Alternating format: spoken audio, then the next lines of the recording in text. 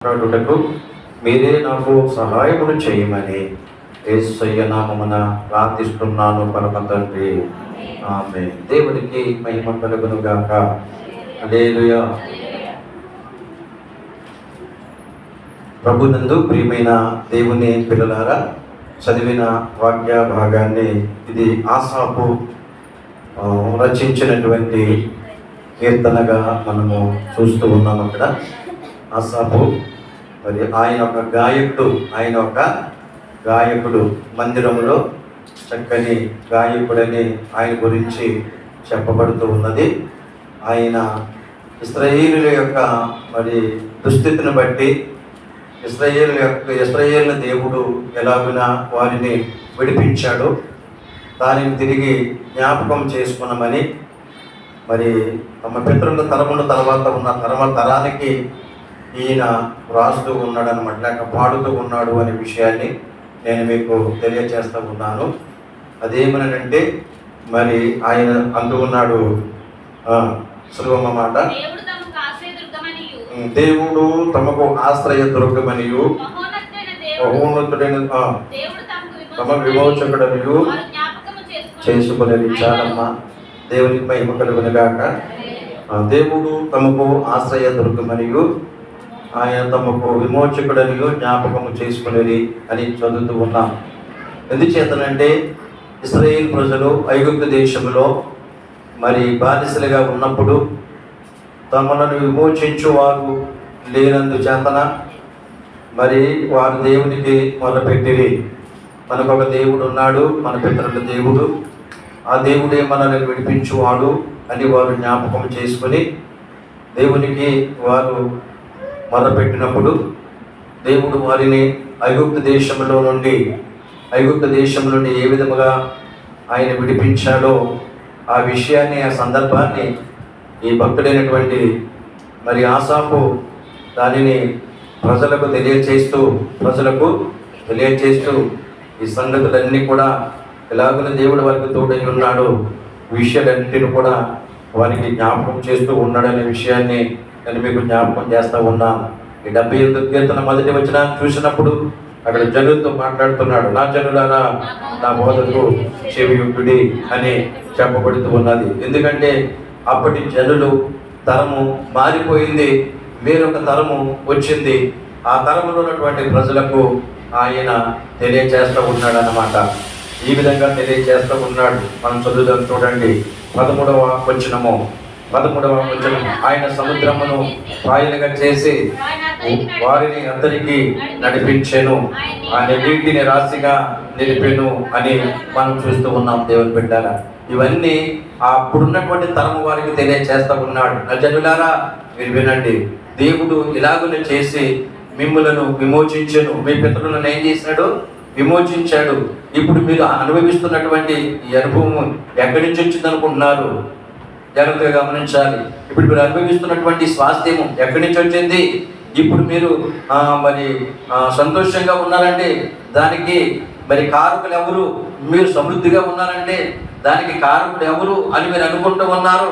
ఆనాడు దేవుడు మీ పితరులను ఆయన నీటి నుండి, సముద్రము నుండి విడిపించి ఆయన వారికి ఇచ్చేదనని వాగ్దానం చేసిన పాలు తేనెలు ప్రవహించు దేశాన్ని వారికి ఇచ్చి మిమ్మల్ని తృప్తిపరిచాడు, పోషించాడు. మీ పిల్లలను మరి మీ పితరులను పోషించాడు. అలాగనే ఈరోజు మీకు తెలియచేస్తున్నాను, మీరు కూడా నా మాట వినుడి అని చెప్పేసి అంటూ ఉన్నాడు. దేవుని బిడ్డలారా, అయినను కూడా మరి ఆ తరము వారు విన్నారు. తర్వాత తరము వారికి కష్టకాలం వచ్చినప్పుడు తర్వాత వారు కూడా విని వారి దేవుడికి మొరపెట్టినప్పుడు వారిని దేవుడు తిరిగి విమోచించేవాడు. మరలా తిరిగి ఆయన వారికి తెలియజేస్తూ ఉన్నాడు. తెలియజేసినప్పుడల్లా తిరిగి వారు విమోచింపబడేవారు. తర్వాత తరం వారు చూస్తే వారు దేవుని మాట వినేవారు కాదు అనేది వాక్యం చెబుతుంది. దాని విషయంలో మనం తెలుసుకోవాల్సింది ఏంటంటే, ప్రధానంగా దేవుని బిడ్డలారా, మనము తల్లిదండ్రులుగా మనం ఎంతో కష్టపడుతుంటాం. నీ పిల్లల కొరకు కష్టపడతావు, నీ భార్య కొరకు, నీ కుటుంబం కొరకు ఎంతో కష్టపడతావు. ఎంత కష్టపడతావు అంటే ఆ కష్టపడేది నీకే తెలుసు, కానీ అనుభవించేవాడికి తెలియదు. నీ ముందు అనుభవించేవాడికి తెలియదు. కాబట్టి నువ్వు తిండి తినక చేయక వాడికి కష్టపడి చదివిస్తున్నావు, వాడికి ఉద్యోగం వచ్చేలాగా చేస్తున్నావు, లేకపోతే మంచి వారి వరకు ఏదో సంపాదించి పెడుతున్నావు. ఒక ఉద్యోగం అనే కాదు, వానికి ముందు కొంత ధనాన్ని నువ్వు సిద్ధపరిచి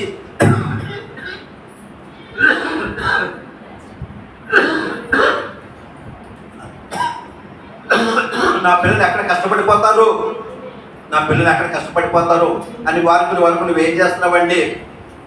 మంచి గృహాలు కట్టి పెడుతున్నావు, ధనాన్ని సంపాదిస్తూ ఉన్నావు, ఆస్తులు సంపాదిస్తూ ఉన్నావు.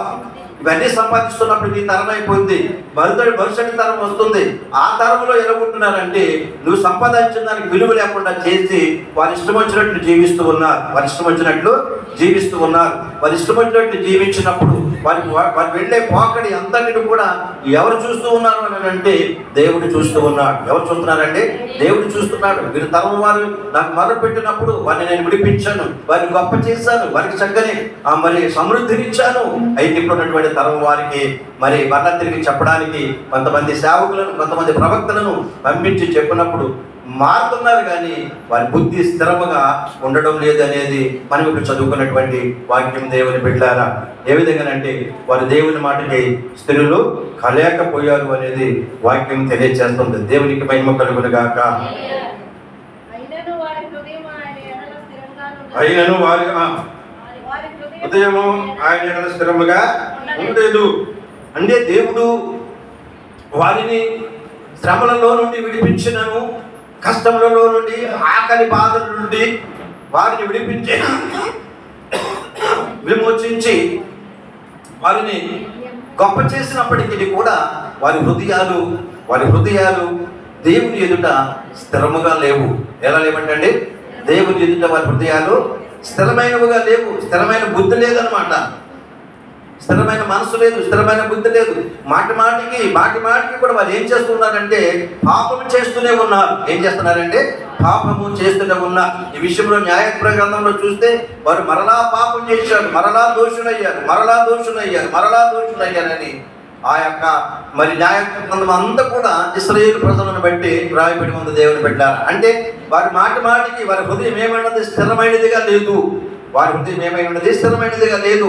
ఫిలిష్తీయులకు అప్పగించినప్పుడు ఫిలిష్తీయులు వారిని చిత్రహింసలు పెట్టి బానిసలుగా చేసి వారికి ఆహారం లేకుండా వారి చేను, వారి పంట పొలాలన్నీ కూడా కాల్చివేసి మరి దున్నేసి అవి లేకుండా చేసినటువంటి సందర్భాలు మనము న్యాయ గ్రంథంలో చూడగలం. దేవుని పెట్టారు. అలాంటి సమయంలో వారిని విడిపించడానికి, వారిని విమోచించడానికి ఒక్కొక్క నాయకుడిని దేవుడు నియమించి ఇశ్రాయేలు ప్రజలను విడిపించినట్లుగా మనం చూస్తాం. దేవునికి స్తోత్రం కలుగును గాక. కాబట్టి దేవుని బిడ్డలారా, ఇలాగున మాటికి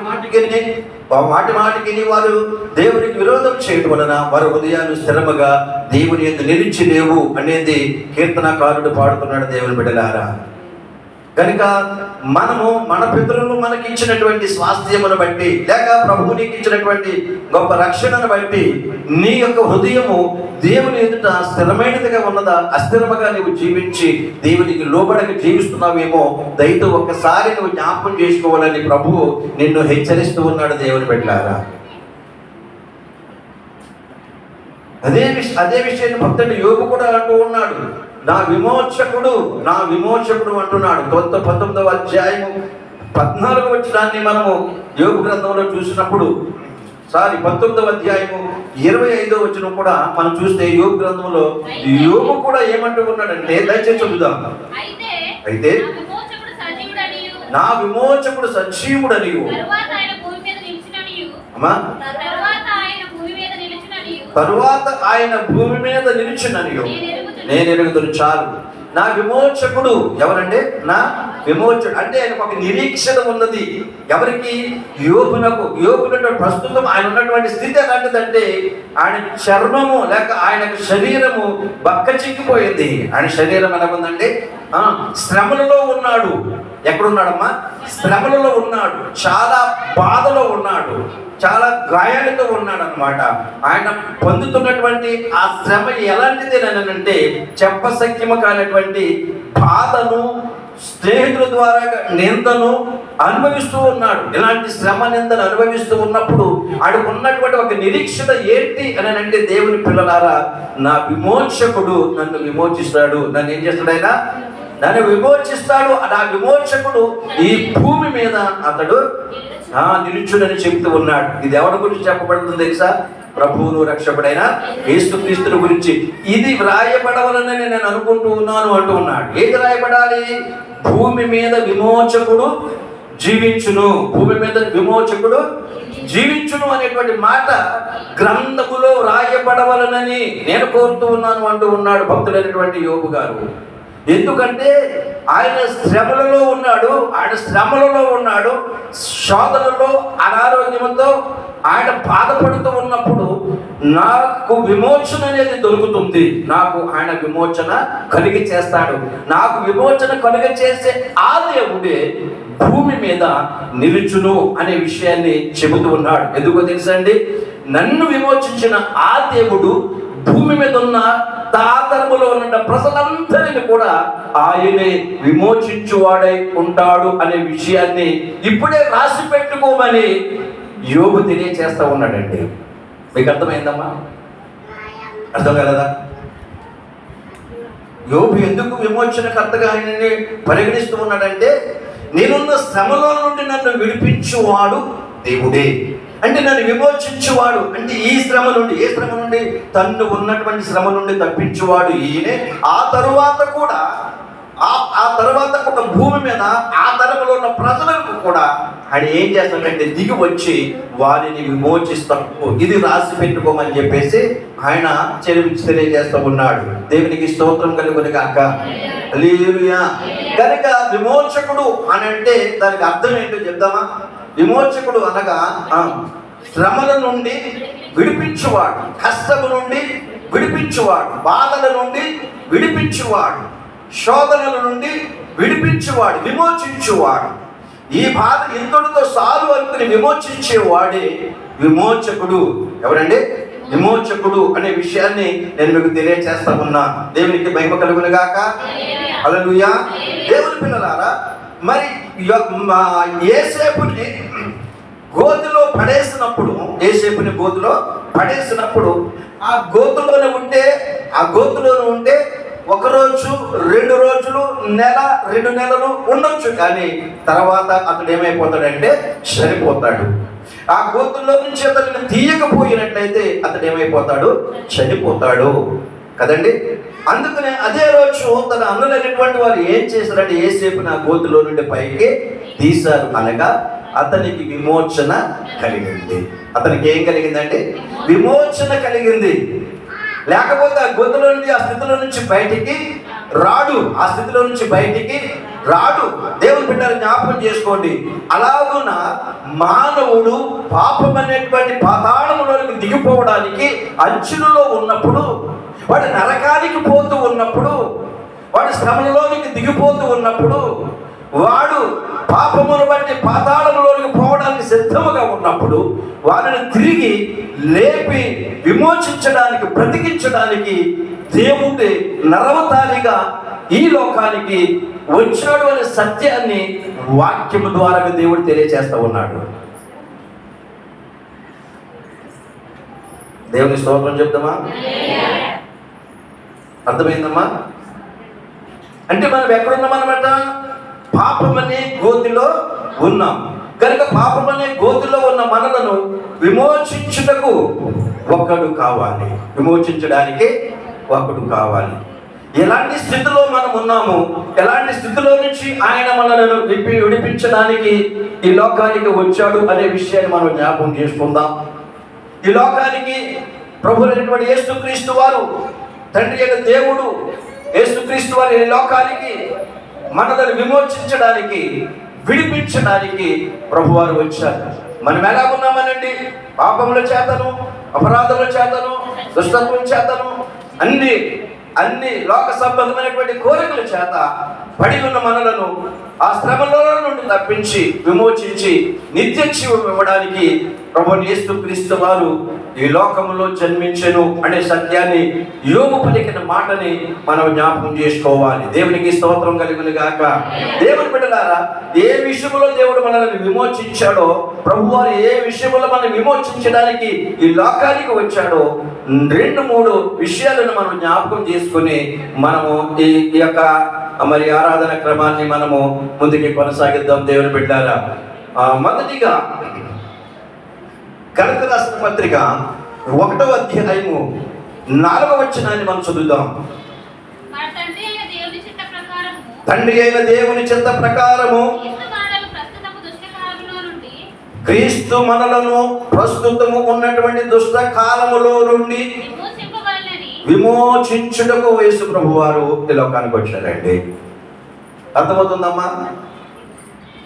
దేవుని ఇశ్రాయేలు ప్రజలను ఆయా సందర్భాలలో వారు దుర్బలులై జీవించినప్పుడు, దుష్టకాలంలో ఉన్నప్పుడు, అన్యజనులలో మధ్యలో నివసించినప్పుడు, అన్యాచారాలను అభ్యసించినప్పుడు, అన్ని విగ్రహాలను ఆరాధన చేస్తూ వాటికి బానిసలైపోయినప్పుడు దేవుడు ఎలాగున విమోచించాడో,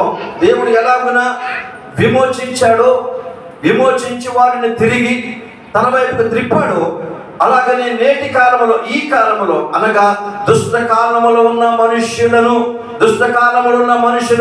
విడిపించవలనని యేసు ప్రభు వారిని దేవుడు ఈ లోకానికి పంపించాడు అనే విషయాన్ని దేవుడే సెలవిస్తూ ఉన్నాడు. దేవుని పిల్లలారా, ఆలోచన చేయండి. మనమున్న కాలము ఎలాంటిదని వాక్యము తెలియచేస్తున్నది. ఇప్పుడున్నటువంటి తరములో ఉన్నటువంటి వారు, ఇప్పుడున్నటువంటి వారి దుష్ట కాలములో మీరు ఉన్నారు. ఎక్కడ ఉన్నారండి మీరు? దుష్ట కాలములో ఉన్నారు. దేవుని పిల్లలారా, క్రైస్తవుడైనటువంటి వాడు దుష్ట కాలములో ఉన్నాడు అనే విషయాన్ని జ్ఞాపకం చేసుకో. ప్రపంచమంతా కూడా, లోకమంతా కూడా పాపము చేత, బలాత్కారము చేతనే ఉండనది. ఏ మనుషుని యందును కూడా నీతి లేదు, యథార్థత లేదు, పవిత్రత లేదు, పరిశుద్ధత లేదు. అందరూ దోషము చేత నిండినటువంటి వారై ఉన్నారు అనేది వాక్యము తెలియచేస్తుంది. దేవుని బిడ్డలారా, దుష్ట కాలం అంటే దుర్మార్గపు జీవితంలో జీవిస్తూ ఉన్నారు. ఎలా జీవిస్తారండి? ఎదుటివాడు పడిపోతున్నప్పటికీ అయ్యో పాపం అనేవాడు లేడు. ఎదుట వ్యక్తి అతడు బాధపడుతున్నప్పటికీ, గాయపరచబడుతున్నప్పటికీ, శోధించబడుతున్నప్పటికీ, ఆకలితో అలమటించబడుతున్నప్పటికీ కూడా అయ్యో పాపం అనే మనుషుడు లేడు. అంటే దుష్ట కాలంలో మనము జీవిస్తున్నాము అనేది నువ్వు తెలుసుకోవాలి. దుష్టకాలంలో మనం జీవిస్తున్నాము. ఇంకా ఎవరి మధ్యలో మనం జీవిస్తున్నాము? మరి ఒక మాట చదువుదాం. చూడండి, తీతు రాసిన పత్రిక 2వ అధ్యాయము 14. ఈ దుష్టకాలంలో ఉన్న మనుషులను దేవుడు విడిపించవలెనని చదువమ్మా. ఆయన సమస్తమైన దుర్నీతి నుండి మనలను విమోచించుటకు, ఒకటి దుష్టకాలము నుండి దేవుడు మనలను విడిపించుటకు క్రీస్తు వారి లోకానికి వచ్చారు. రెండవది దుర్నీతి నుండి, అంటే నీతి లేని వారుగా మనం జీవిస్తున్నాం అన్నమాట. ఎలా జీవిస్తామని అన్నామంటే, నీతి లేకుండా జీవిస్తున్నాం అన్నమాట. నీతి లేకుండా జీవించడం అంటే ఏంటండి అమ్మ? నీతి లేకుండా జీవించడం అంటే ఏంటో చెప్పగలరా? మనం ఎరిగి ఉన్న నీతినే మనం అనుసరించి నడకపోవడమే దుర్నీతి. అర్థమవుతుందండి? మనం ఎరిగి ఉన్న నీతినే అనుసరించి నడవకపోవడమే దుర్నీతి. నీతిమంతుడు ఎవరైనా ఉన్నారంటే ఈ లోకంలో యేసు ప్రభువారు. ఎవరంటే? యేసు ప్రభువారు. ఆయన నీతిని అనుసరించి నడవవలనని దేవుడు ఎంతో కోరుకుని యేసు ప్రభుల వారిని ఈ లోకానికి పంపించినప్పుడు, ఆయనను ఎరిగి ఉండి కూడా ఆయన నీతిని అనుసరించి నువ్వు నడవకపోవడమే దుర్నీతి అనే విషయాన్ని వాక్యం ద్వారా నువ్వు నేర్చుకోవాలి. అయితే మానవుడు ఏమైపోతున్నాడండి అని అంటే, 1వ అధ్యాయం కీర్తనలో మనం చదివినట్లు, దుష్టుల ఆలోచన చెప్పున నడవక, పాపుల మార్గమున నిలవక, అపహాసకులు కూర్చుండే చోట కూర్చుండక, దుష్టుల యొక్క ఆలోచన చెప్పున నడుచుట వలననే దుర్నీతి అనేది మనలను సంక్రమిస్తుంది. మనకి అది మనం అనుభవిస్తూ ఉన్నాము. అది నీతిని గురించి ఇంకా తెలియదు. ఇంకా నీకు ఎప్పుడైతే నువ్వు నీతి మాలిన వాడు అయిపోయావో, ఎప్పుడైతే నువ్వు నీతి మాలిన దాని అయిపోయావో, దేవుని ఎరిగి ఉండి కూడా నీతిమంతుడిగా నీతిమంతురాలుగా జీవించకుండా నిన్ను నీవితే సరిచేసుకుంటూ నువ్వు నడిచేదే నీతి మార్గం అని ఎంచుకొని నీవెళ్ళేదే సరైన మార్గం అని అనుకుని నీ స్వంత ఆలోచన చొప్పున నీ స్వంత మార్గంలో నీవు జీవిస్తూ ఉన్నావు. అదే నీకు గుర్తుంటుంది. కానీ ఏ నీతిమంతుడు నా కొరకు లోకానికి వచ్చి నీతిని బోధించాడు అనేటువంటి విషయాన్ని మర్చిపోయి మనము జీవిస్తున్నాం దేవుని బిడ్డలారా. అదే దుర్నీతి, అదే దుష్టులుండే స్థలము. ఆ దుష్టులుండే స్థలములో ఒక భక్తుడుగా, ఒక క్రైస్తవుడిగా నీవు ఉండకూడదు అనేది వాక్యము తెలియజేస్తూ ఉంది దేవుని బిడ్డ. ఎక్కడ నువ్వు నివసిస్తూ ఉన్నావు, ఎక్కడ నువ్వు జీవిస్తున్నావు. నువ్వు దుష్టులతో కలిసి ఉండొచ్చు, కానీ నీ ఆత్మ కలవకూడదు. నీ ఆత్మ వారికి వ్యతిరేకంగా ఉండాలి. ఎందుకంటే నిన్ను పిలిచిన వాడు నీతిమంతుడు, నిన్ను విమోచించిన వాడు నీతిమంతుడు. కనుక నీతిమంతుని అనుసరించి నువ్వు నడవాలి. ఎందుకంటే నీవున్నటువంటి కాలము ఎలాంటిదంటే దుష్ట కాలము. ఎలాంటి కాలంలో ఉన్నామండి మనము? చెప్పని అలాంటి కాలంలో ఉన్నామమ్మా? దుష్ట కాలంలో ఉన్నాం కదంటారండి. ఎలాంటి దుష్టకాలం అంటే మనం చూస్తూ ఉన్నాం దేవుని బిడ్డలారా. మనం చూస్తున్నాము అన్యాయము విస్తరిస్తూ ఉన్నది, అక్రమము విస్తరిస్తూ ఉన్నది. మనుషులపైకి మనుషులు భయపడుతూ ఉన్నారు. చిన్న లేదు, పెద్ద లేదు, ఇది పాపము, ఇది పుణ్యము అని తారతమ్యం లేదు. వాడి యొక్క శరీర కోరికలను బట్టి, వాడి శరీర సౌఖ్యమును బట్టి, వాడి శరీరం యొక్క ఆలోచనలు బట్టి ఒక మానవుడు నడుస్తూ ఉన్నాడు. కానీ ఇది పాపము, ఇది పుణ్యము అర్థం కానటువంటి దౌర్భాగ్యపు కాలములో మనుషులము జీవిస్తున్నారు అనే విషయాన్ని నీవు జ్ఞాపకం చేసుకోవాలి దేవుని పిల్లలారా. ఇది జ్ఞాపకం చేసుకుని ఈ దుష్ట కాలము నుండి నువ్వు తప్పించబడకపోతే సమయమును ఇంకా లేదు అనేది వాక్యం చెబుతుంది. ఇదే మిక్కిలి అనుకూలమైన సమయము, రేపేమి సంభవించునో నీకు తెలియదు గనుక ఈ దుష్ట కాలంలో జీవిస్తున్న క్రైస్తవురాలా, దేవుని పేరు పెట్టబడి, దేవుని చేత పిలవబడి నీతి మార్గమునే నిలిచినటువంటి దేవుని జనాంగమా అని ఎట్టివాడు తిరిగి నువ్వు నేర్చుకోకపోతే, అని ఎట్టివాడు తిరిగి నువ్వు జ్ఞాపకము చేసుకొనకపోయినట్లయితే దుష్టుల చేతిలో నుండి నువ్వు విడిపించబడలేవు. దుష్టుల చేతిలో నుండి నీవు విడిపించబడలేవు, తప్పించబడలేవు. కనుక దుష్టుల యొక్క ఆలోచన ఎలా ఉంటాయండి? ఎవరిని చెరుపుదుమా?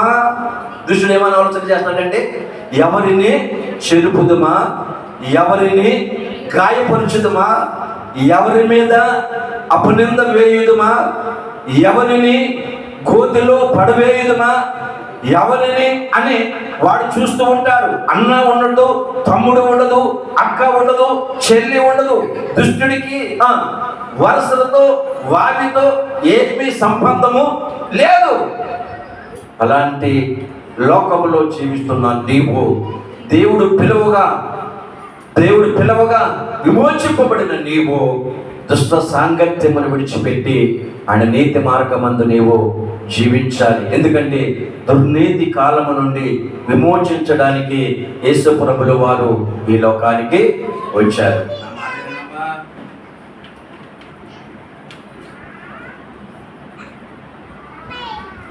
దేవునికి మహిమ కలుగును గాక. మనమున్న కాలం అలాంటిదేనండి. మనమున్న కాలము మీరు బయటకు వెళ్తున్నారు కదా, మీరు చూడటం లేదా ఎలా జరుగుతున్నది? అన్ని విషయాలు కూడా అక్రమం జరుగుతూ ఉన్నది. వ్యాపారంలో అక్రమం జరుగుతూ ఉన్నది, ఉద్యోగాలలో అక్రమం జరుగుతూ ఉన్నది, నీ చేతి పనిలో కూడా అక్రమం జరుగుతూ ఉన్నది. అక్రమం లేనిదంటే ఈ లోకములో ఏది కూడా లేదు. కానీ ఈ అక్రమమైనటువంటి లోకములో ఉన్నటువంటి ఒక క్రైస్తవుడిగా, నీతిమంతుడిగా ఎంచబడి ఉన్నటువంటి నీవు ఆ ఆలోచనలకు నీవు దూరంగా ఉండాలని వాక్యం చెబుతుంది. దుష్టుల ఆలోచన చెప్పున ఏం చెప్పకూడదు, నీవు నడవకూడదు. వాళ్ళు ఉంటే ఉన్నారు, కానీ నీవేం చేయకూడదు, ఆ ఆలోచనలో ఉండకూడదు. ఆ దుష్టత్వంలో నుండి దేవుడు నిన్ను విమోచించుటకు ప్రభుల వారి లోకానికి రావడం అనేది జరిగింది. ఎందుకు తెలుసా? దుర్నీతి నుండి విడిపించబడి నీతిమంతుడిగా నీవు ఉండాలి. నువ్వేం చేయాలి? నీతిమంతుడిగా ఉండాలి. నీతి నిన్ను నిత్య జీవానికి నడిపిస్తుంది. నీతి నీ ప్రాణమును రక్షిస్తూ ఉంది. నీతి ఆయనను ఎరిగే వాణిగా చేస్తూ ఉన్నది దేవుని బిడ్డ. కాబట్టి నువ్వెలాంటి దుర్నీతిలో ఉన్నావో, ఎలాంటి దుష్టకాలంలో ఉన్నావో దయచేసి నువ్వు జ్ఞాపకం చేసుకుని నీలో ఉన్నటువంటి దుష్ట ఆలోచనైనా దుష్ట స్వభావమైన దానిని విడిచిపెట్టి నీతిమంతుడైన యేసు ప్రభుల వారిని అనుసరించి నడిచినట్టయితే ఆయన నీకు నిత్య జీవాన్ని ప్రసాదిస్తాడు. ఆయన ఏం చేస్తాడండి? ఈ లోకము నుండి నిన్ను విమోచించి విడిపించి, ఈ లోక దుర్నీతి నుండి నిన్ను తప్పించి, ఆయన నిన్ను విడిపించి ఆయన నిత్య జీవాన్ని దేవుడు నీకు ఇస్తాడు అనే విషయాన్ని ప్రభు నామాన్ని బట్టి తెలియజేస్తున్నాను. అంతవరకు లోకంలో నిన్ను దుర్నీతి వెంటాడుతూనే ఉంటుంది. ఈ దుష్టకాలం నేను వెంబడిస్తూనే ఉంటావి. అవి ఎప్పుడు కూడా నేను వెంబడిస్తూ ఉంటాయి, నీ చుట్టే ఉంటాయి. కానీ నీ హృదయాన్ని ఎలా ఉంచుకోవాలంటే పదిలంగా స్థిరపరచుకోవాలి. ఏం చేయాలమ్మా? స్థిరపరచుకోవాలి. విడిపించువాడు విమోచించువాడు ఆ దేవుడే. కానీ నీ హృదయము ఆయన ఎదుట స్థిరముగా ఉన్నదో లేదో దయతో ఒకసారి ఆలోచన చెయ్యి. భక్తుడు ఇక్కడ ఏమన్నాడంటే, అయినను వారి హృదయాలు ఎలా ఉన్నాయంటే స్థిరముగా లేవు అంటూ ఉన్నాడు. అయినను వారి హృదయాలు ఎలా లేవు? స్థిరముగా లేవు అంటున్నాడు. మరి ఈరోజు నీ హృదయం ఏది దేవుని ఎదుట స్థిరముగా ఉన్నదా? ఈ దుష్ట లోకములో జీవిస్తున్నా నీవు దుష్ట కోరికలు చెప్పున నీవు ప్రయాణం చేస్తా ఉన్నావేమో ఆలోచన చెయ్యి. దుర్మార్గపు జీవితంలో జీవిస్తూ ప్రయాణం చేస్తున్నావేమో, అల్లరి కోరికలతో నువ్వు ప్రయాణం చేస్తా ఉన్నావేమో. నీ అడుగు జారిపోకుండా నీ హృదయాన్ని స్థిరపరుచుకుని నువ్వు పాపానికి జారిపోకుండా నీ మనసును అదుపు చేసుకుని యెహోవా ధర్మశాస్త్రమును అనగా దేవుని వాక్యమును అనుదినమును కూడా నువ్వు అనుసరించి నడిచినట్టయితే నిత్య జీవాన్ని దేవుడు నీకు ఇస్తాడు అనే విషయాన్ని నేను తెలియజేస్తా ఉన్నాను దేవుని బిడ్డలారా. కాబట్టి దేవుని బిడ్డలారా, మొదటిగా ఏంటంటే దుష్టకాలము నుండి మనల్ని విమోచించుటకు ప్రభువు అని లోకానికి రావడం అనేది జరిగింది. రెండోది దుర్నీతి నుండి అనగా నీతిమంతులు అని చెప్పుకునే మనము దుష్ట నీతి కలిగి జీవిస్తే దాని నుండి కూడా విడిపించడానికి ప్రభువు అని లోకానికి రావడం అనేది జరిగింది. మూడో దాన్ని చూడండి. మూడో విషయాన్ని మనం చూద్దాం దేవుని బిడ్డలారా. గలతీ రాసిన పత్రిక 4వ అధ్యాయము మరి 4వ వచనాన్ని కూడా మనం చదువుదామా? కాలము పరిపూర్ణమైనప్పుడు దేవుడు తన కుమారుని పంపెను.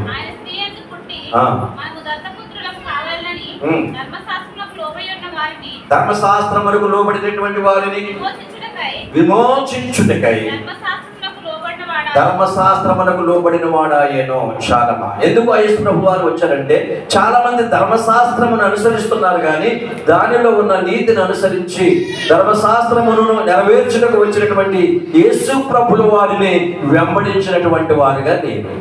నీకు అర్థమవుతుందండి? అర్థమవుతుందా? నా వైపు చూడాలి. మనుషులను దేని నుండి విడిపించడానికి, యేసు విమోచించడానికి యేసు ప్రభు వారి లోకానికి వచ్చాడండి.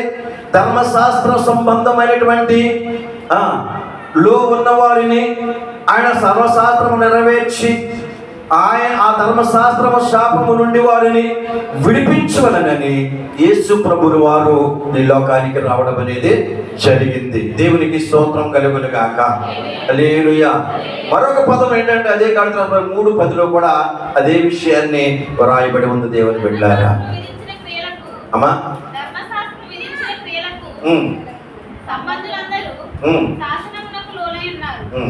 అంటే ధర్మశాస్త్ర సంబంధులైన వారందరూ కూడా ధర్మశాస్త్రానికి ఏమై ఉన్నారు? లోనై ఉన్నారు. కాబట్టి అట్టి వారిని విమోచించుటకు ఆయన ధర్మశాస్త్రమునకు లోనైన వాడై ఉండి ఆ ధర్మశాస్త్రము నుండి మనుషులను ఏం చేశాడు అంటే విమోచించాడు. ఏం చేశాడమ్మా? విమోచించాడు. దేవునికి స్తోత్రం కలుగును గాక. అది ఎలాగనంటే దయచేసి నా వెంట చూడండి, నేను చెప్తాను. యేసు ప్రభు వారి ఈ లోకంలో ఆయన జీవిస్తున్నప్పుడు అనేకులను రోగులను స్వస్థపరుస్తూ ఉన్నాడు. అనేకులను పాపులను ఆయన రక్షిస్తూ ఉన్నాడు. పాపులైన వారు ఆయన యొద్దకు వచ్చి రక్షించబడుతున్నారు, నీతిమంతులుగా చేయబడుతూ ఉన్నారు.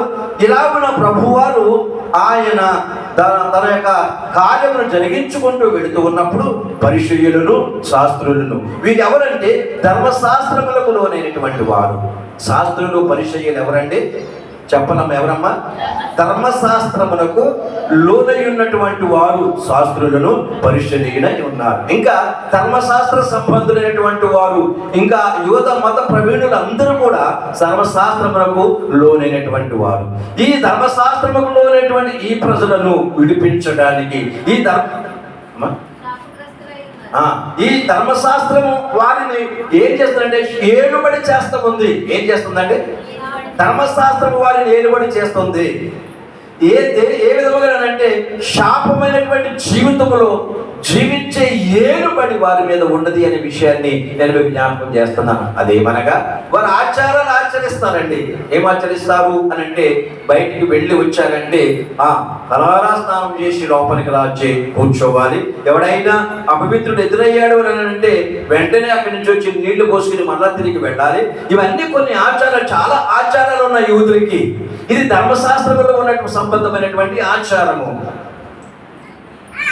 ఒక మనుషుడు పవిత్రుడు కావాలి అని అంటే, మనం ఒకసారి చెప్పుకున్నాం, మనం మనుషుడు పవిత్రుడు కావాలని అంటే ఒక గొర్రెనైనా మేకనైనా వధించి ఆ మనుషుడు ఆ ధర్మశాస్త్ర శాపాల నుండి వాడు విమోచించబడాలి. దీనంతటినీ కూడా యేసు ప్రభులు వారు భరించి ఆయనే బలి పశువుగా ఆయన ఈ ధర్మశాస్త్రమును నెరవేర్చుటకు ప్రభువారు ఈ లోకానికి వచ్చారు అని చెప్పేసి ఈ ధర్మశాస్త్ర ఉపదేశకులకును పరిచయులకును శాస్త్రులు బోధిస్తున్నప్పటికీ కూడా వారు ఈ శాపములో నుండి బయటికి రాలేనటువంటి వారుగా ఉన్నారు. అంటే మేమే పరిశుద్ధులము, మేమే నీతిమంతులము అనే దుర్నీతిలో ఉన్నారు వాళ్ళు. ఎక్కడున్నారమ్మ వాళ్ళు? మేమే పరిశుద్ధులము, మేమే పవిత్రులము, మా భక్తే గొప్పది, మా ప్రార్థనే గొప్పది అనే దుర్నీతిలో ఉన్నటువంటి ఈ దుర్నీతి పాలన నుండి విముక్తి చేయడానికి యేసు ప్రభు వారు ఆయన ధర్మశాస్త్రములకు లోనైన వాడై ఉండి ఆ ధర్మశాస్త్రమును నెరవేర్చి మనుషులను నీతిమంతులుగా చేసెను. అర్థమైందమ్మా? ధర్మశాస్త్రము నుండి విడిపించి ఆయన ధర్మశాస్త్రమునకు లోబడిన వాడై ఉండి ధర్మశాస్త్రమును ప్రతి కార్యములు కూడా యేసు ప్రభులు వారే నెరవేర్చి ఆయన మనుషులను శాశ్వతమైన నీతిమంతులుగా చేయడానికి యేసు ప్రభులు వారి లోకానికి వచ్చాడు. అనగా ధర్మశాస్త్రము నుండి విడిపించుటకు ప్రభు వారి లోకానికి వచ్చాడు. ఏ మనుషునైతే ధర్మశాస్త్రం ఏలుబడి చేసి అక్కడి నుంచి బయటికి రాకుండా చేస్తుందో అదే ధర్మశాస్త్రమును విడిపించడానికి మనుష్య కుమారుడైన యేసు ప్రభు వారు ఈ లోకానికి వచ్చి ఈ శాపమును, ధర్మశాస్త్ర శాపమును మన మీద నుండి కొట్టివేసి మనలను నీతిమంతులుగా చేసి ఉన్నాడు అనే విషయాన్ని మీరు తెలుసుకోవాలని క్రీస్తు పేరట నేను తెలియజేస్తా ఉన్నా. దేవునికి స్తోత్రం కలుగునుగాక. కాబట్టి ధర్మశాస్త్ర సంబంధమైనటువంటి వారందరూ కూడా శాపమునకు లోనై ఉన్నారని భక్తులైనటువంటి దేవుని బిడ్డలారా మరి పౌలు గారు గళతీయుల సంఘానికి తెలియజేస్తున్నాడండి. అంతే కదండి. ధర్మశాస్త్రం సంబంధాలందరూ కూడా ఎలాంటి వారంటమ్మా? శాపములోనై ఉన్నటువంటి వారు. అంటే శాపమును తీసివేయవాడును పాపమును తీసివేయవాడును, శాపమును తీసివేయవాడును పాపమును తీసివేయవాడును నేనే అని యేసు ప్రభులు వారు ఈ లోకములోనికి వచ్చి నేనే సత్యము, నేనే జీవము, నేనే మార్గము, నేనే నీతి, నేనే వెలుగు, నేనే తండ్రి యొద్ద నుండి వచ్చిన వాడు అని ఆయన చెప్పినప్పటికీ కూడా ఈ మనుషులు ఆయన మాట వినకుండా శాపమునే వెంటాడుతూ ఉన్నారు కానీ యేసు ప్రభుని అంగీకరించినటువంటి వారు కాదు. దేవుని బిడ్డ, నీవును కూడా ఈ లోకంలో బాప్తిసం తీసుకున్న తర్వాత నువ్వు క్రైస్తవుడు కానీ నీవు మిగిలిపోతున్నావు కానీ క్రైస్తవులలో ఉన్నటువంటి ఆ లక్షణాలు కానీ ఆ పరిశుద్ధత కానీ ఆ నీతి కానీ నువ్వు లేకపోయినట్లయితే నీవింకను కూడా లోకానుసారమైనటువంటి ఆచారాలతో నీవు మిగిలిపోయినట్లయితే నీవు యేసుక్రీస్తుకు లోబడినటువంటి వాడవు కాదు, విమోచించబడినటువంటి వాడవు కాదు. ఇంకను కూడా ఆ ఆచారాల కిందనే, ఆ ఆచారాల అనే శాపము కిందనే నీవు మగ్గిపోతున్నావు అనే విషయాన్ని నువ్వు జ్ఞాపకం చేసుకోవాలి. అర్థమైందండి? ఒక క్రైస్తవుడిగా నువ్వు పేరు పొందినంత మాత్రాన నువ్వు దేవుని రాజ్యానికి వారసుడు ఎంత మాత్రము కూడా కానేరవు. అప్పటికి నువ్వు విమోచించబడిన వాడు కాదు. విమోచింపబడడం అంటే నీలో ఉన్న ప్రతి దుర్నీతి కూడా తీసి పారవేయబడాలి. తీసి ఏం చేయబడాలి? ధర్మశాస్త్రం ఎలాగనైతే క్రీస్తు ద్వారా కొట్టివేయబడిందో అలాగని నీలో ఉన్న ప్రతి ఈ లోక సంబంధమైనటువంటి దురాచారాలన్నీ కూడా కొట్టివేయబడి యేసు ప్రభు యొక్క సెలవులో కార్యముల రక్షణ కార్తములో నీవు కడుగబడినట్లయితే అప్పుడు నీవు ఆయనకు లోబడిన వాడువు. శాపము నీ మీద నుండి కొట్టివేయబడి ఉంటుందనే విషయాన్ని నువ్వు జ్ఞాపకం చేసుకోవాలి. దేవునికి స్తోత్రం కలుగును గాక. అర్థమైందండి? నాకు అర్థమైందా? యేసు ప్రభు మొదటిగా దేనిని విమోచించడానికి ఈ లోకానికి వచ్చారు చెప్పండి? దుర్నీతి దుష్టకాలంలో నుండి మనలను చెప్పాలి, విమోచించడానికి ప్రభువారు వచ్చారు. ఇంకా దుర్నీతి నుండి, ఏనుండమ్మా? దుర్నీతి నుండి అంటే నీతి మాలినటువంటి పనులు చేసే మనలను ఆయన నీతిని మనకు ప్రచురమ చేసి ఆ దుర్నీతి నుండి విడిపించి నీతిమంతునిగా చేయడానికి ప్రభువైన యేసుక్రీస్తు వారు ప్రభువారు మనల్ని విమోచించడానికి ఈ లోకానికి రావడం అనేది జరిగింది. మూడవదిగా చూసినప్పుడు దేవుని బిడ్డలారా, ధర్మశాస్త్రం అనే శాపము గ్రంథ దానికి సంబంధమైనటువంటి వారు ఎవరైతే ఉన్నారో వారందరిని కూడా విడిపించి ఆయన వారిని తండ్రితో చేర్చడానికి ఆయన ఈ లోకానికి రావడం అనగా తండ్రి సంబంధులుగా, ఎవరి సంబంధులుగా? ఆయన సంబంధులుగా ఉండడానికి ప్రభువుల వారు ఈ లోకానికి రావడం అనేది జరిగింది అనే విషయాన్ని నేను మీకు ప్రేమతో తెలియజేస్తున్నాను దేవుని బిడ్డలారా. ఇంకొక మాట చదువుకుందాం చూడండి. ఆయన ప్రభువారు ఏ నిమిత్తమై ఏ మానవుడు ఎలాంటి స్థితిలో నుండి విమోచింపబడాలని యేసు ప్రభువారు ఈ లోకానికి వచ్చారో మనం ఒక మాట చూద్దాం. చూడండి, పేతురుపత్రిక, మొదటి పేతురుపత్రిక 1వ అధ్యాయము 19వ వచనాన్ని మనం చదువుకుందాం దేవుని బిడ్డలారా. అమూల్యమైన రక్తము చేత అనగా నిర్దోషమును నిష్కళంకమునకు గొర్రె పిల్ల వంటి క్రీస్తు రక్తము చేత విమోచింపబడితిరి అంటే దేన్ని విమోచించడానికి ప్రభువారు వచ్చారమ్మా? అమ్మా, ఆయన రక్తము ద్వారా ఏం చేయాలంట? మన అపరాధములను, అదేనా? మళ్ళీ చదవనమ్మా. అమూల్యమైన రక్తము చేత అనగా నిర్దోషమును నిష్కళంకమునకు గొర్రె పిల్ల వంటి క్రీస్తు రక్తం ద్వారా మనము విమోచింపబడితిమి. దేని ద్వారా విమోచింపబడ్డామమ్మా? గొర్రె పిల్ల రక్తము ద్వారా విమోచింపబడిన వారము. దేని నుండి విమోచింపబడిన వారము? పాపము నుండి విమోచింపబడిన వారమై ఉన్నాము. దేవునికి స్తోత్రం కలుగును గాక. ఎఫెసీయులకు రాసిన పత్రిక 1వ అధ్యాయము 7వ వచనాన్ని కూడా చదువుదాం. మరొకడు ఎబ్రీయులకు రాసిన పత్రిక 9వ అధ్యాయం నుండి 11వ వచనం కూడా చదువుకుందాం. దేవుని కృపా మహదైశ్వర్యమును బట్టి ఆ ప్రియుని యందు ఆయన రక్తము వలన నిత్యమైన విమోచనము కలుగుటకు ప్రభువారి లోకానికి రావడం అనేది జరిగింది. అంతే కదమ్మా? నిత్యమైన విమోచన అంటే మనలో ఉన్న పాపము, మనలను ఏ పాపమైతే ఏలుబడి చేస్తూ ఉన్నదో అదే పాపము నుండి మనము విమోచన పొందడానికి గొర్రె పిల్ల వంటి క్రీస్తు రక్తము మనలను పవిత్రులుగా చేసెను. దేవుడికి స్తోత్రం కలుగునుగా. హల్లెలూయా. అర్థమైందమ్మా? ఆయన మనకు విమోచకుడై ఉన్నాడు. ఎవరు? ప్రభువైన యేసుక్రీస్తు వారు ఏమై ఉన్నాడు? మనకే విమోచకుడై ఉన్నాడు. మొదటిది, దుష్టకాలములో నుండి మనలను విడిపించుటకు ఆయన విమోచకుడుగా ఈ లోకానికి వచ్చారు. దుర్నీతి నుండి మనలను విమోచించడానికి ప్రభువైన యేసుక్రీస్తు వారు మనలను నీతిమంతులుగా చేయడానికి ప్రభువారు ఈ లోకానికి వచ్చారు. ఇంకా చాలా మంది ధర్మశాస్త్ర సంబంధమైనటువంటి శాపములో ఉన్న వారిని ఆయన విడిపించడానికి యేసు ప్రభువు వారు ధర్మశాస్త్రమును ఆయనే నెరవేర్చి ఆయన ధర్మశాస్త్రము నుండి మనల్ని విమోచించి ఆయన వారిగా చేసుకొనడానికి వచ్చారు. ప్రధానమైనటువంటి లక్షణం ఏంటంటే ఆయన మన పాపముల నిమిత్తమై ఆయన గొర్రె పిల్ల వంటి నిష్కళంకమైన రక్తం చేత మనలను విమోచించెను. దేని నుండి విమోచించాడు? పాపము నుండి విమోచించాడు. అదే ఎఫెసీయుల 2వ అధ్యాయం 1వ వచనంలో రాయబడింది కదా, మీరు మీ పాపముల చేతను అపరాధముల చేతను. 2:11 కూడా ఉంది. 2:11 కూడా మనం చదువుదాం దేవుని బిడ్డ. కాబట్టి మీరు శరీర విషయంలో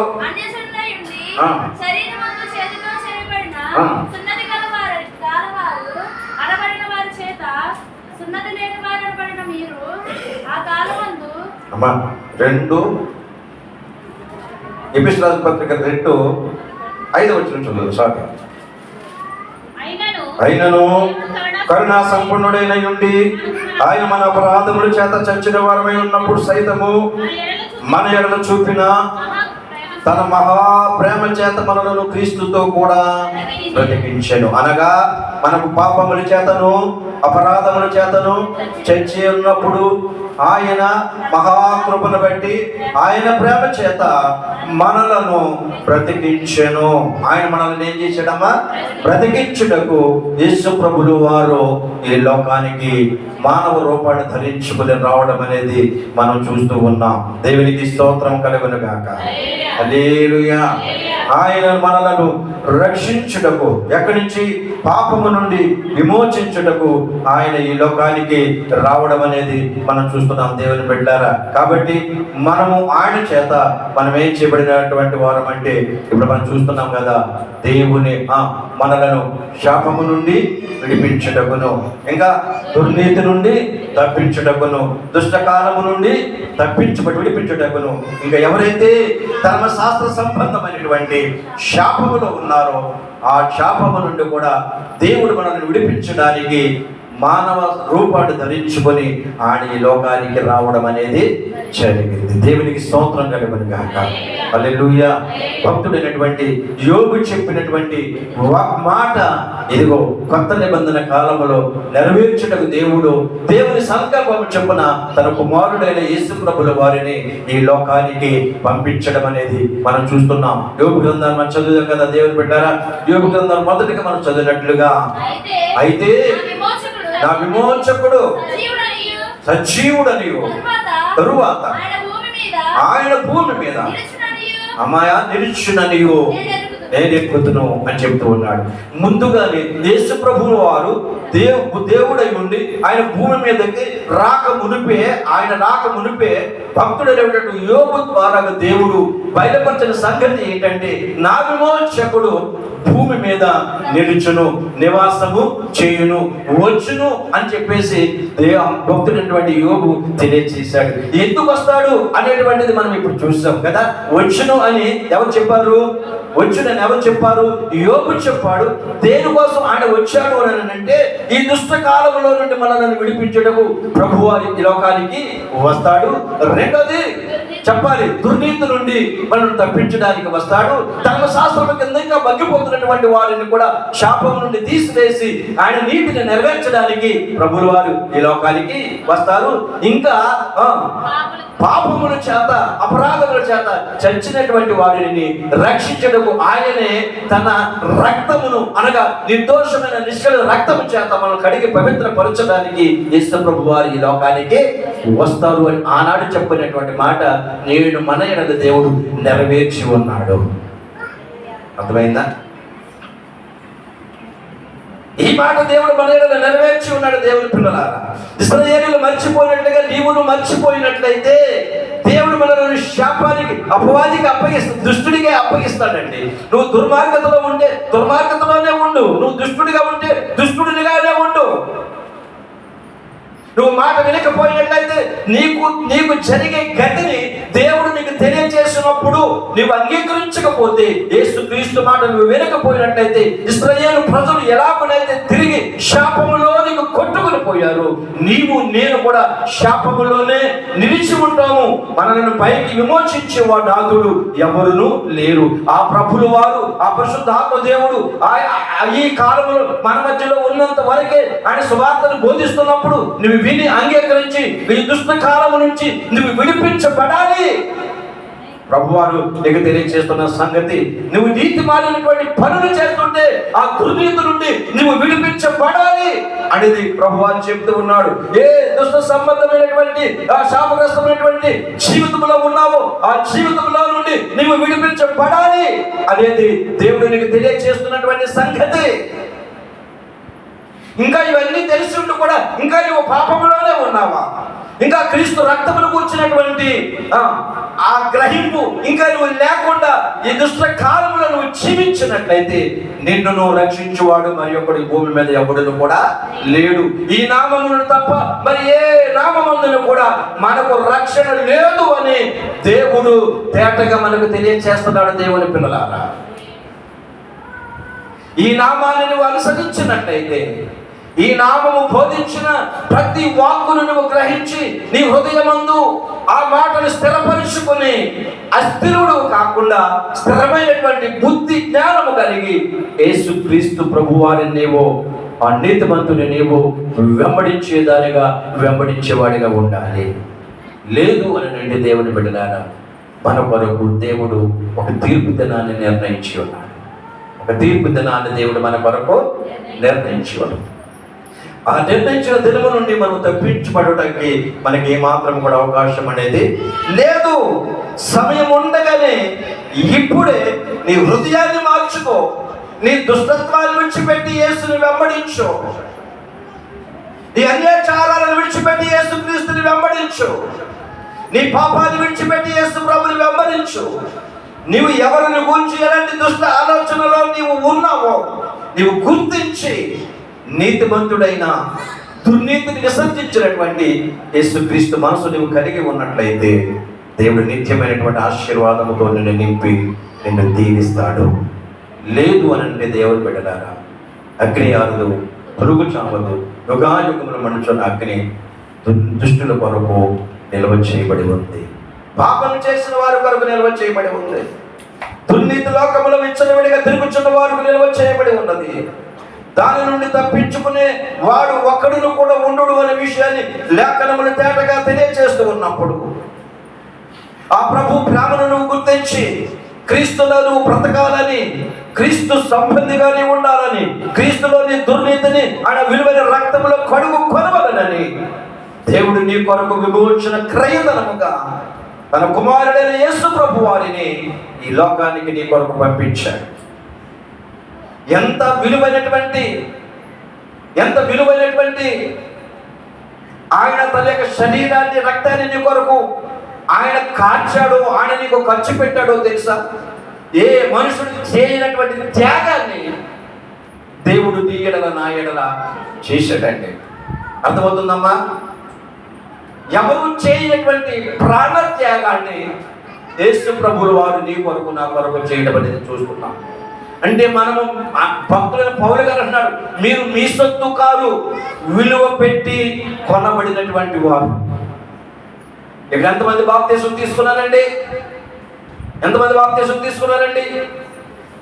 నీవు ఇప్పుడు నువ్వేమనుకుంటున్నావంటే నీ ఇష్టం చెప్పు నేను నడుస్తున్నావు. ప్రస్తుతానికి నువ్వు బాప్తీసం తీసుకుని కూడా దేవుని సంబంధం అయి ఉండి కూడా దేవుని కుమారుడు అయి ఉండి దేవుని కుమార్తె అయి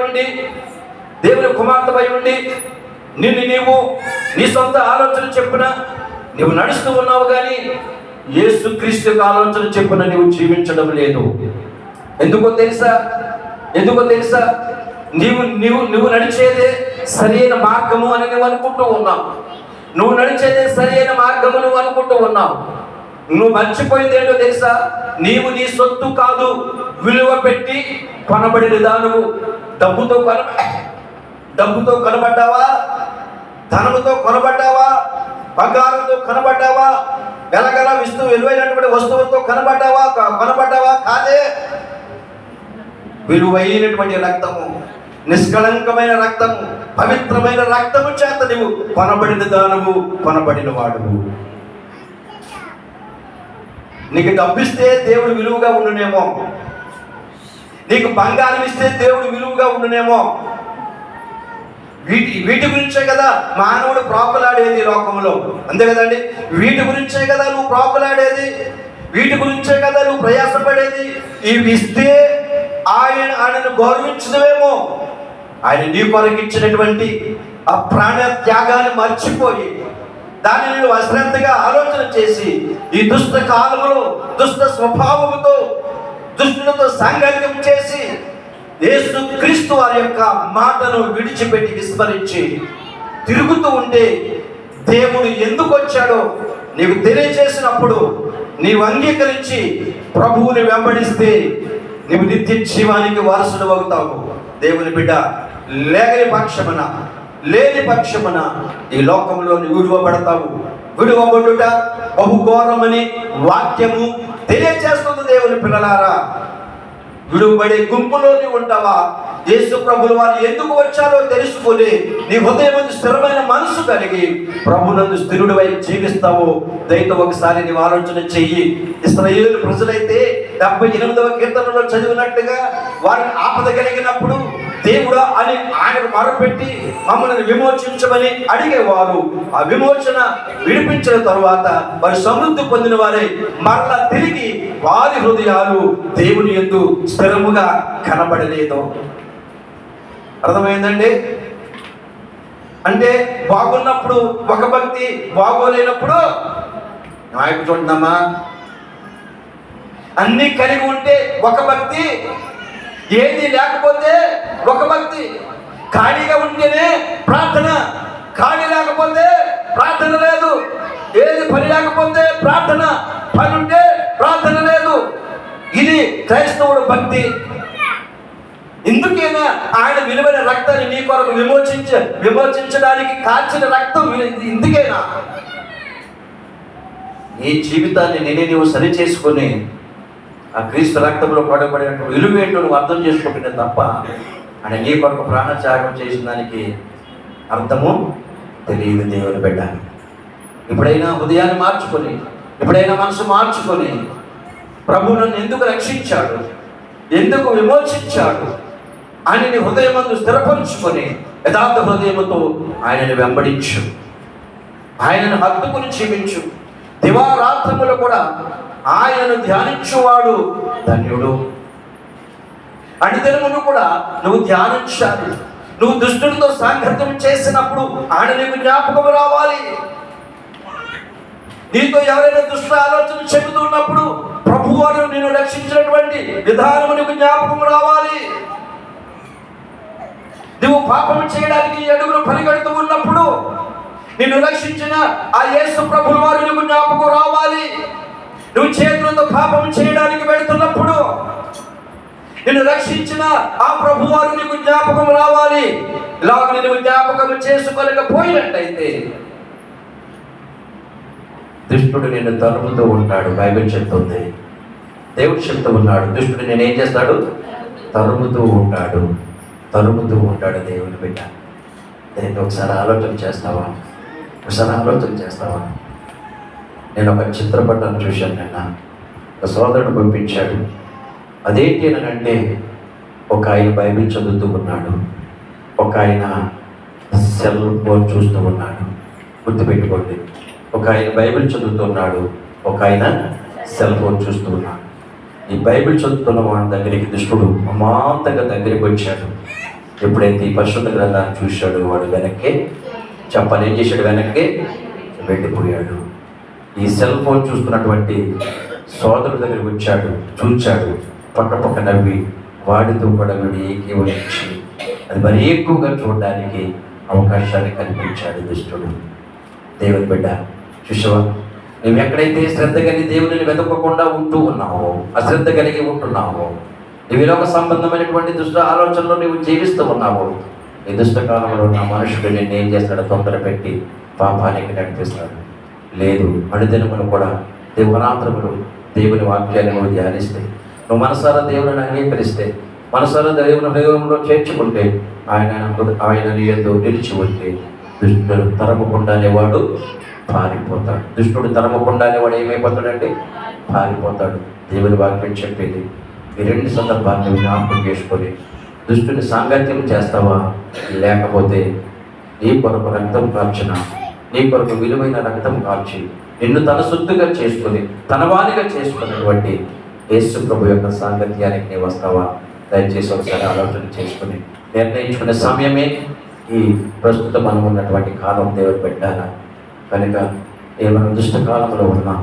ఈ దుష్టకాలంలో నుండి తప్పించబడి అనుదినము దేవుని సన్నిధిలో ఆయనను ప్రార్థిస్తూ ఆయన వాక్యాన్ని ధ్యానం చేసినప్పుడు ఆయన నీతో కూడా ఉంటాడు. ఆయన నీకు లోకంలో సమృద్ధినిచ్చి నీ పాపముల నుండి శాపముల నుండి విమోచించి నిత్యాన్ని జీవాన్నిచ్చి నిత్య రాజ్యాన్ని దేవుడు ఇస్తాడు. అట్టి కృప దేవుడు నీకు అనుగ్రహించును కాక. ఆమె ప్రార్థన చేసుకుందామా? దయచేసి వేచిన కూడా మనం 1 నిమిషాలు ప్రార్థన చేసుకుందాం.